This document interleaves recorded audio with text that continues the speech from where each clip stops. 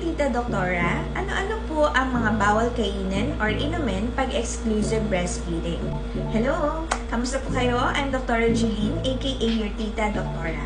In this video, pag-uusapan naman natin ano-ano nga ba ang bawal kainin or inumin when you are breastfeeding. Wala talagang specific food or beverage na nagsasabing nakaka-decrease ng breast milk supply. Ngunit, ang pagkain or pag-inom ng may mga empty calories ay nagdudulot ng kakulangan ng nutrisyon sa mga ina na nagpapasuso. Very important na iwasan natin ang mga food and beverages na mataas sa calories but with low nutritional value. Katulad ng snack food or chips or in short, junk foods. Ganun din ang mga desserts and sweets like cake, pies, and cookies. Iwasan din ang mga fast food katulad ng burger, fries, and pizza. Soft drinks, sodas, or beverages with added sugars. Katulad ng mga usong-uso ngayon, yung mga milk tea or high-calorie coffee. Others you should avoid is, of course, alcohol. But you can take a very limited amount of alcohol. Make sure na before nursing or breastfeeding, you might have to wait at least 2 hours before nursing or feeding after intake of alcohol.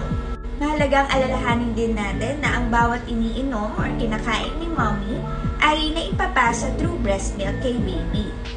Ang ilan sa mga gulay katulad ng cabbage or repolyo, onion, broccoli or cauliflower ay nagkakos din ng bloatedness or pagkakabag.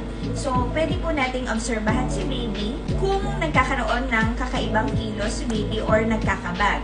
Maaari mo yan iwasan yung mga pagkain na banggit ko para na rin kay baby. Minsan, may mga babies din na nakakaranas ng allergies dahil sa mga kinukonsume na pagkain or inumin ni mommy. Very common ang tinatawag nating cow's milk protein allergy or allergy sa milk or formula milk. Ang baby ay maaaring makaranas ng pagkakabag, fussiness, or blood-streak stool. Iwasan din ang sobrang pagkain ng chocolates. I-share ko lang, I have a newborn patient before na dinala sa akin because of the complaint of bloatedness or palaging malaki ang tiyan. Dahil exclusively breastfeeding si mommy at nang aking tanungin, agad naman niyang inamin na na-miss niya ang pagkain ng chocolates. At halos araw-araw ay kumakain siya ng chocolates. Hence, ang tanging advice ko lang kay mommy is to avoid or stop eating chocolates. Dahil if hindi, it can worsen the symptoms of the baby. Ayan, hopefully you've learned a lot from this video. Follow me for more ped-related videos. Thank you!